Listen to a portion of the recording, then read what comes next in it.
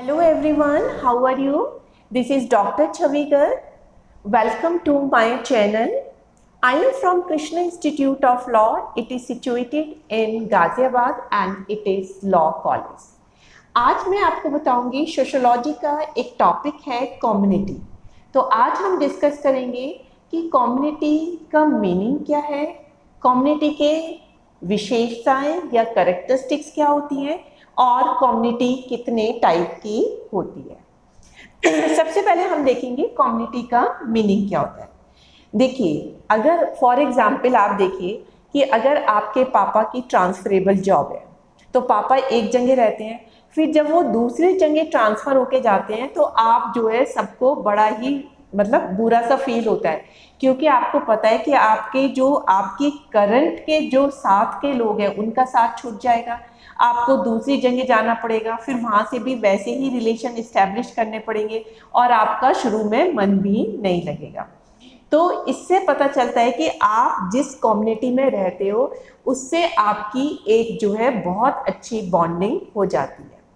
तो इस तरीके से हम कह सकते हैं कम्युनिटी क्या होती है, एक ग्रुप ऑफ ह्यूमन बीइंग होती है और इसमें ये बहुत ज़रूरी है कि वो एक निश्चित एरिया ऑफ लैंड पे जो है रहती है।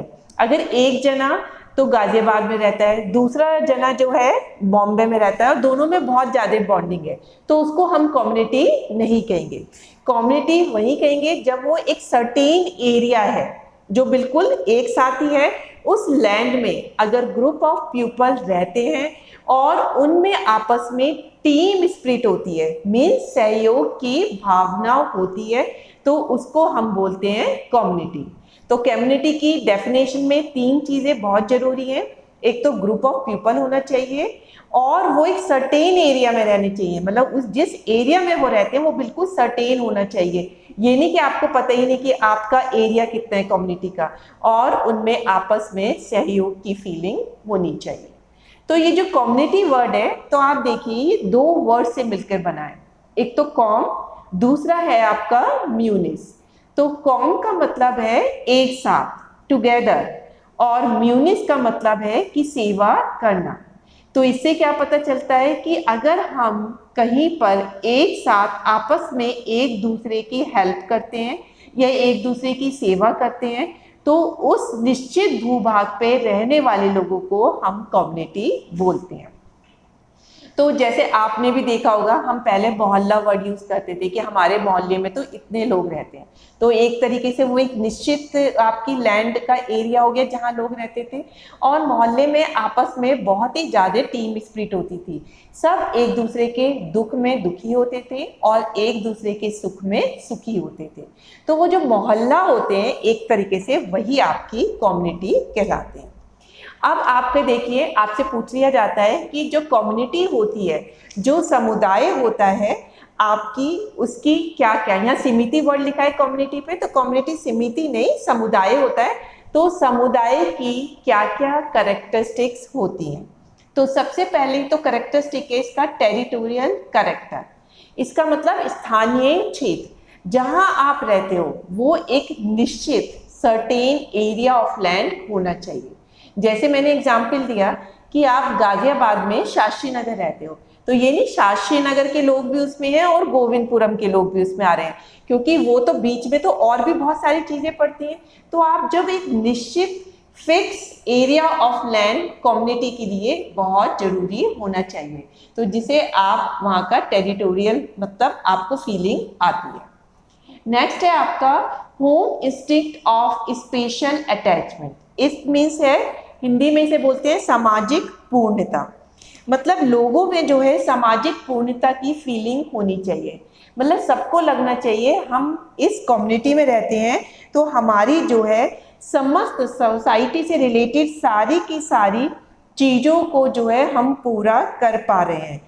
दूसरे मेंबर हमारी रुचियों को जानते हैं, दूसरे मेंबर हमारे राइट्स को भी जानते हैं, हमारे ड्यूटीज़ को भी जानते हैं, हम उनके लिए अपनी ड्यूटी परफॉर्म करते हैं और उनसे अपने राइट भी मांग सकते हैं। तो इस तरीके से सब लोगों में एक सामाजिक पूर्णता रहती है। नेक्स्ट है कम्युनिटी फीलिंग। इट मीन्स है सामुदायिक भावना। कम्युनिटी फीलिंग का मतलब है कि सब लोग आपस में सहयोग से मिलजुल कर रहते हैं। अगर कोई दुखी होता है तो आप भी दुखी होते हैं, कोई खुश होता है तो आप भी खुश होते हैं। तो आजकल तो ये कम्युनिटी फीलिंग बहुत कम होती जा रही है, लेकिन आपने अपने बचपन में देखा होगा या आपके मम्मी पापा आपकी बचपन की स्टोरी बताते होंगे कि बचपन में अगर आप कोई गलती कर देता था तो पड़ोसी भी आपको एक थप्पड़ मार के चले जाते थे कि क्यों गलती करी है, क्योंकि उनमें कम्युनिटी फीलिंग होती थी। उन्हें लगता था कि अमुक बच्चा गलती कर रहा है तो ये बच्चा हमारा भी है, तो इसी हक से वो बच्चे को मार भी देते थे। और अगर कोई बच्चा पढ़ाई में कमज़ोर होता था तो कम्युनिटी का दूसरा मेंबर आराम से उसको पढ़ा देता था। या मोहल्ले में कम्युनिटी में कोई बड़ा बंदा होता था जो उसको खेल बहुत अच्छा आता था, तो वो शाम को सब बच्चों को इकट्ठा करके खिलाने लगता था, क्योंकि उनके मन में ये फीलिंग नहीं आती थी ये किसी और के बच्चे हैं या हमारे बच्चे हैं। उनके हिसाब से कम्युनिटी में रहने वाले सारे बच्चे हमारे बच्चों के समान हैं, तो वो जैसा अपने बच्चों के साथ व्यवहार करते थे बिल्कुल वैसा ही व्यवहार कम्युनिटी के सभी बच्चों के साथ करते थे। तो इस तरीके से कम्युनिटी में एक कम्युनिटी फीलिंग होती है। नेक्स्ट है फीलिंग ऑफ वन। देखिए इसमें हम की भावना होती है, इसमें मैं की भावना नहीं होती। हम जो भी काम करते हैं हम ये सोच के करते हैं कि इससे हमारी कम्युनिटी की प्रोग्रेस होगी, कम्युनिटी में रहने वाले सदस्यों की प्रोग्रेस होगी और कोई भी दुखी नहीं होगा। तो यहाँ पे हम की भावना होती है, ना कि मैं की भावना। नेक्स्ट है रोल फीलिंग। इट मीन्स दायित्व की भावना। देखिए किसी इंसान के पास दोनों चीज़ें होती हैं, राइट भी होता है और ड्यूटीज़ भी होती हैं। तो अगर आप दूसरों से अपने राइट को मनवाते हो तो आपके भी कुछ दायित्व होते हैं, आपकी कुछ ड्यूटीज़ होती हैं जिन्हें आपको पूरा करना होता है। तो कम्युनिटी में सब लोग मिलजुल कर रहते हैं तो अपने दायित्व को भी निभाते हैं और अपने राइट को भी एक्सरसाइज करते हैं। जब सब लोग इसी तरीके से करते हैं तो सभी लोगों में एक रिस्पॉन्सिबिलिटी की फीलिंग आती है कि हमें कोई गलत काम नहीं करना है, सबका साथ देना है, सबकी प्रोग्रेस करवानी है। तो सब में एक रिस्पॉन्सिबिलिटी या दायित्व की भावना रहती है। नेक्स्ट और लास्ट है आपका डिपेंडेंसी। देखिए जब आप साथ मिलकर रहते हैं तो उसमें आपस में एक दूसरे की निर्भरता होती है। देखिए आपने आज भी देखा होगा, अगर आप अपनी कहीं पे रहते हैं तो अगर आपके लेन में कोई बूढ़ा व्यक्ति रहता है, आप मार्केट जा रहे हैं तो वो कह देता है प्लीज़ बच्चे मेरा भी सामान ले आना, आज मैं जा नहीं पाऊंगी। तो आप आराम से उसका सामान ले आते हो क्योंकि वो बूढ़ी औरत आप पे निर्भर है।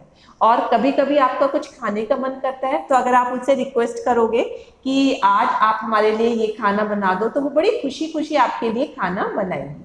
तो इस तरीके से हम देखते हैं कि आपस में एक दूसरे के प्रति निर्भरता होती है और सिर्फ निर्भरता को हम बड़ी खुशी खुशी पूरा करते हैं क्योंकि हम लोगों में हम की भावना होती है। आप सोचते हैं कि हम लोग इकट्ठे हैं और इकट्ठे ही प्रोग्रेस करते हैं। तो ये थे कम्युनिटी या समुदाय की कैरेक्टरिस्टिक। अब हम देखेंगे कि कम्युनिटी कितने प्रकार की होती है। देखिए 3 प्रकार की होती है, एक ट्राइबल, एक रूरल और एक अर्बन। ट्राइबल क्या होते हैं? जिन्हें हम आदिवासी बोलते हैं। ये देश के दूर दराज क्षेत्रों में रहते हैं। जैसे अंडमान निकोबार जाते हैं तो वहाँ पे अलग ही जो है ट्राइबल कम्युनिटी होती है। वो देश के जो और लोगों से होते हैं उतना उनमें मेल मिलाप नहीं होता, वो मेन स्ट्रीम से बिल्कुल अलग रहते हैं। इन आदिवासी लोगों के अपने ही रीति रिवाज होते हैं, अपनी मान्यताएं होती हैं, अपने हिसाब के कपड़े पहनते हैं। ये किसी बाहरी व्यक्ति को अपने ग्रुप में नहीं आने देते।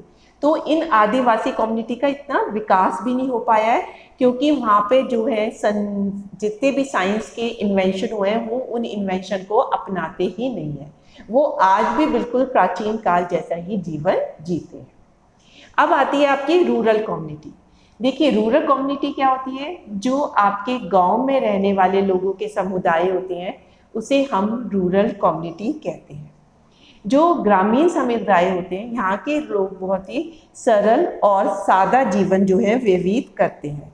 वहाँ पे वो कुछ भी शो ऑफ नहीं करते हैं और रूरल कम्युनिटी में अपनी फैमिली को जो है बहुत अधिक महत्व दिया जाता है और जो परिवार का सबसे बड़ा सदस्य होता है उसकी सब लोग जो है रेस्पेक्ट करते हैं।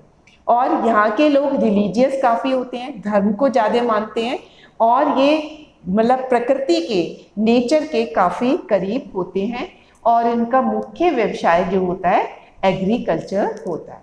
तो ये है आपका रूरल कम्युनिटी। अब आता है आपका अर्बन कम्युनिटी। अर्बन कम्युनिटी बिल्कुल रूरल कम्युनिटी का उल्टा होता है। तो जो शहर में लोगों की कम्युनिटी होती है उसे हम नगरीय समुदाय या अर्बन कम्युनिटी बोलते हैं। यहाँ के लोगों की जनसंख्या पॉपुलेशन ज़्यादा होती है। ये लोग जो हैं एग्रीकल्चरल एक्टिविटी कम करते हैं, इंडस्ट्रियल एक्टिविटी ज़्यादा करते हैं और यहाँ पे डिवीज़न ऑफ वर्क होता है, मतलब हर व्यक्ति के काम जो हैं डिवाइडेड होते हैं और ये नेचर के पास नहीं होते क्योंकि यहाँ पे घर ज़्यादा बने होते हैं, फैक्ट्री ज़्यादा बनी होती है, तो यहाँ पे नेचर इतना मतलब इम्पॉर्टेंट रोल प्ले नहीं करता है। और यहाँ के लोग रिलीजियस कम होते हैं क्योंकि ये लोग मॉडर्न हो जाते हैं, तो मॉडर्न फिलॉसफी में ज़्यादा बिलीव करते हैं, तो ये रिलीजियस कम होते हैं। और यहाँ पे जो है जो पॉपुलेशन होती है वो डिफरेंट टाइप की होती है क्योंकि शहरों में कोई कहीं से व्यक्ति आता है, कोई कहीं से आता है, तो हर तरह का व्यक्ति जो है यहाँ पर मिलता है।